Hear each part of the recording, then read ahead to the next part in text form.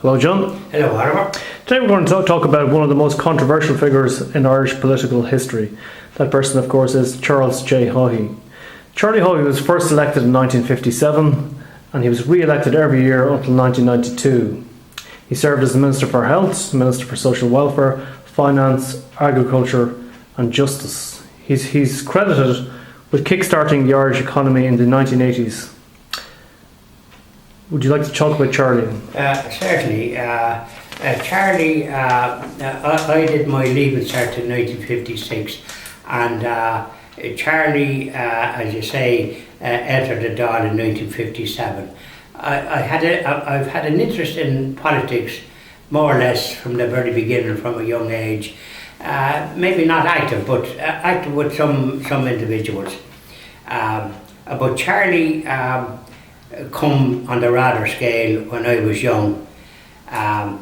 He become a minister in a Fianna Fáil where had a long spell in government when Jack Lynch was Taoiseach, and so when Charlie become a minister, as you said, he was in different areas, but from the cultural point of view, Charlie, have you got something about the culture there?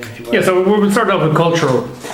Charlie has quite a vast CV of achievements. So we'll look at the cultural aspect first. Tyrone Guthrie's house. That was in Tyrone, as far as I know, but Charlie, when he was minister, I think for perhaps education at the time, funded that house as a place for writers and artists and people that had that type of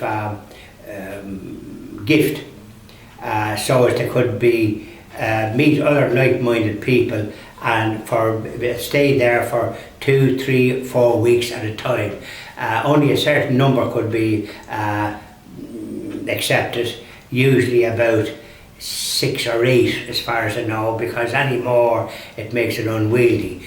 So they were able to sort of develop their talent in an environment that suited, because Sir Tyrone Guthrie was a very artistic and cultured person with a very strong interest in the Irish culture, because the Irish culture had not been developed when we were under the British rule. It was actually it was looked with contempt, and yes, it had one of the things that Ireland can be proud of is that I think the first university in the world was established in Ireland, going back to about the 8th or 9th century.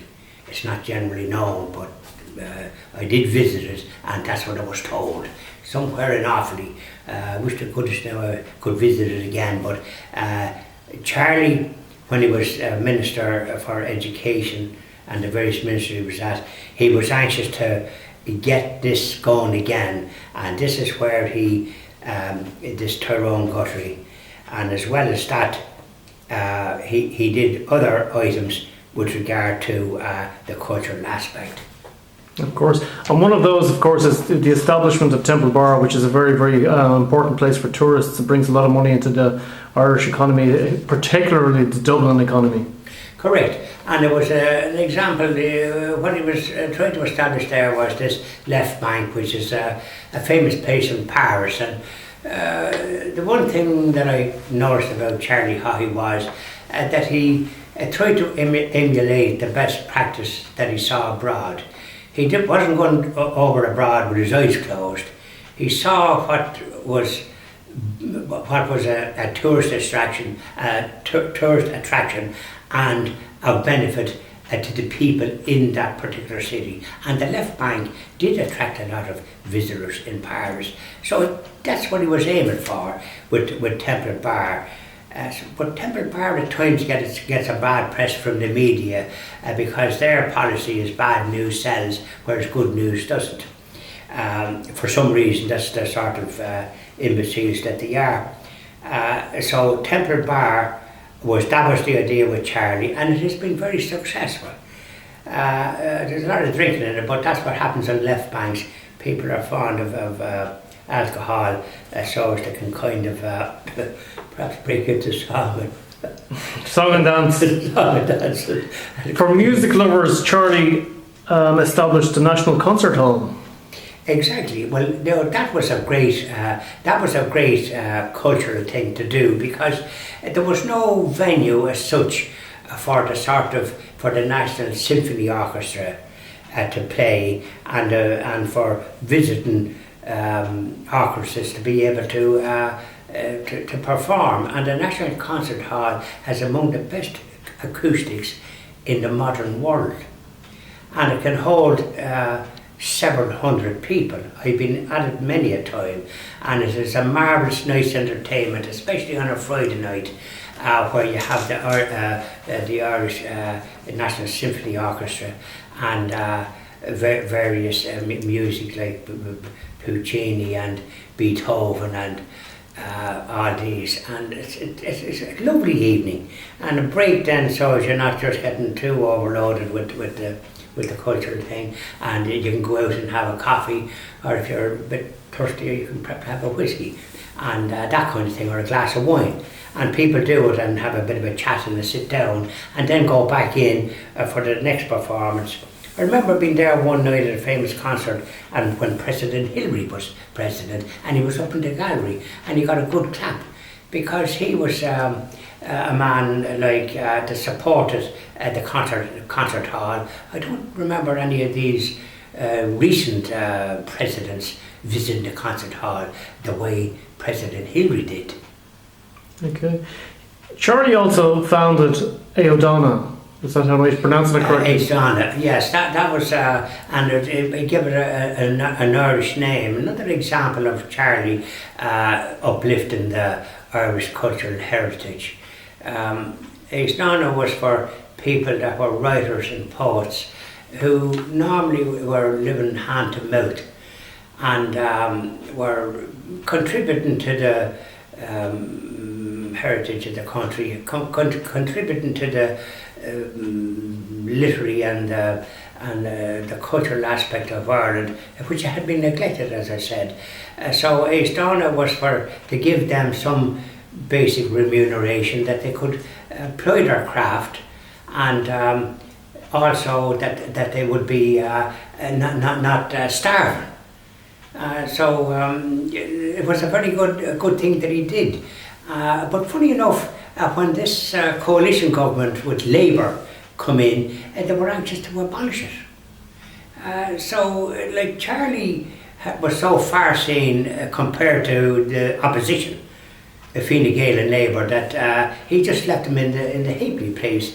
They wouldn't have a hope of coming up with these ideas that Charlie come up with. Absolutely. The creative artists tax exemption.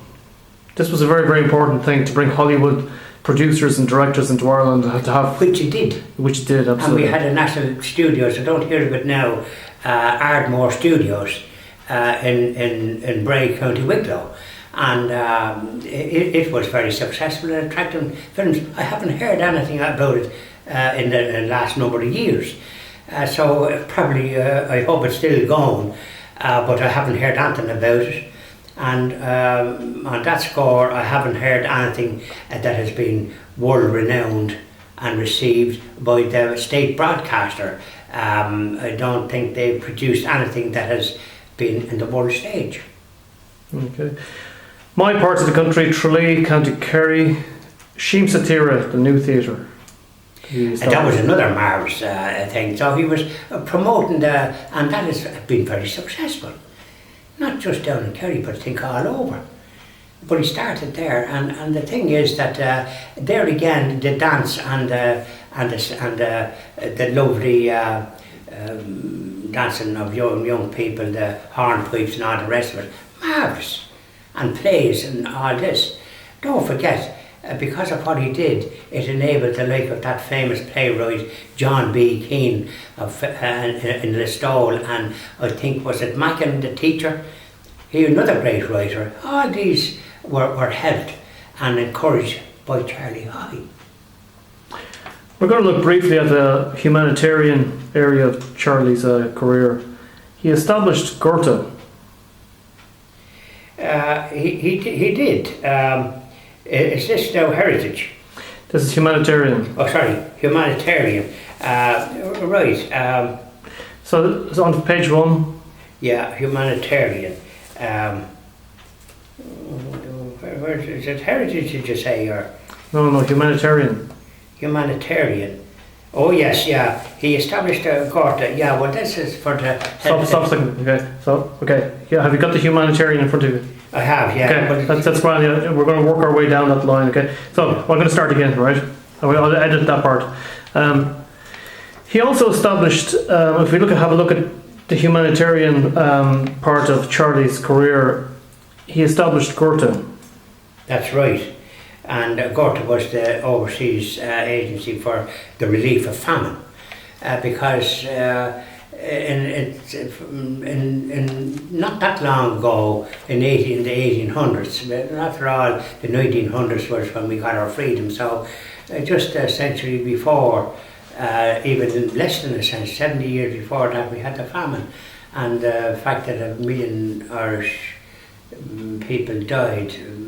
Men, women and children in dreadful circumstances, when we said one of the richest countries in the world at the time, namely Britain, in which the sun never set on its empire. And so the neglect from that quarter was absolutely dreadful. This is Charlie again, conscious of that history and that background. So he wanted to help people that were starving in other parts of the world. And he established that, but we didn't have that much money, but nonetheless, whatever could be spared was for them. Marvellous.